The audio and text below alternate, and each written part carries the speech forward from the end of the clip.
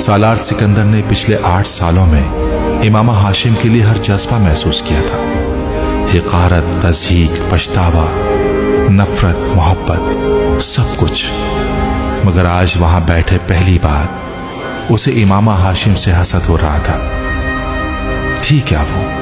ایک عورت، ذرا سی عورت، آسمان کی حور نہیں تھی۔ سالار سکندر جیسے آدمی کے سامنے کیا اوقات تھی اس کی؟ کیا میرے جیسا آئی کیو تھا اس کا؟ کیا میرے جیسی کامیابیاں تھیں اس کی؟ کیا میرے جیسا کام کر سکتی تھی وہ؟ کیا میرے جیسا نام کما سکتی تھی وہ؟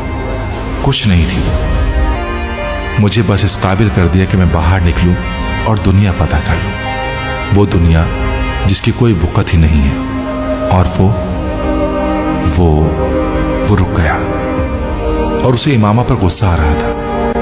وہ امامہ ہاشم کے لیے کوئی برا لفظ نکالنے کی جرت نہیں کر سکتا تھا۔ صراط مستقیم پر خود سے بہت آگے کھڑی اس عورت کے لیے کون زبان سے برا لفظ نکال سکتا تھا؟